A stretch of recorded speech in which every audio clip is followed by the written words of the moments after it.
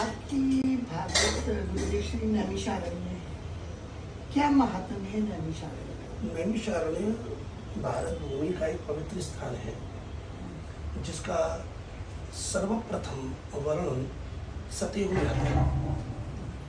ये सृष्टि प्रारंभ हुई तो महाराज मनु के द्वारा मानवीय सृष्टि बनी, है ना।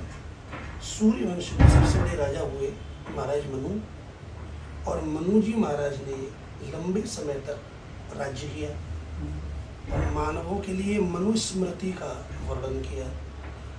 तो बाल्यावस्था, युवावस्था, वृद्धावस्था, मतलब ये 4 अवस्था होती है। रामचरितमानस में आता है जब उनका चतुर्थ आश्रम आया तब उन्हें ये लगा कि मैंने भजन नहीं किया, जबकि मनु जी बिना भजन के रह नहीं सकते। लेकिन जो वास्तविकता है वो आनंद नहीं है। तो होई न विषय विराग, भवन बसत भा चौथपन, हृदय बहुत दुख लाग, जन्म गयो हरि भजन के। विषयों से वैराग्य नहीं हुआ, हो भी नहीं सकता। आंख का विषय रूप है, उस पर जाएगी। कान का विषय शब्द है, उस पर जाएगा।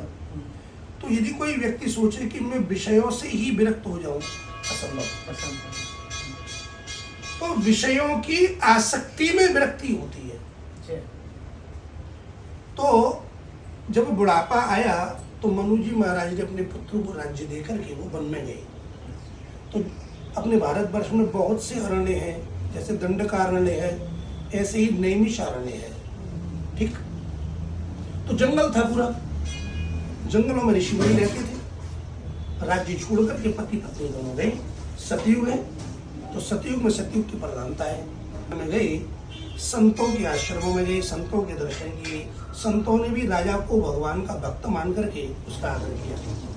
सत्संग हुए और फिर मनु जी ने भगवान को प्राप्त करने के लिए तपस्या की। जब मनु जी महाराज ने तपस्या की तो उन्हें ब्रह्मा जी भी आए कि वरदान मांगो, उन्होंने वरदान नहीं मांगा। शिव जी भी आए, वरदान नहीं मांगा। विष्णु भगवान आए, वरदान नहीं मांगा। तब अंत में स्वयं पर ब्रह्म परमात्मा राम के रूप में प्रकट हुए, और जब उन्होंने राम जी को देखा तो उन्हें ये लगा, वाह, आनंद मुक्ति में नहीं है, आनंद तो भगवान की भक्ति में है। तब उन्होंने पुत्र रूप में उन्हें प्राप्त करना चाहा। भगवान ने आशीर्वाद दे दिया। ये वही स्थान है जहाँ मनु जी को सर्वप्रथम भगवान का दर्शन हुआ था सतयुग में। ये नैमिषारण्य की विशेषता है।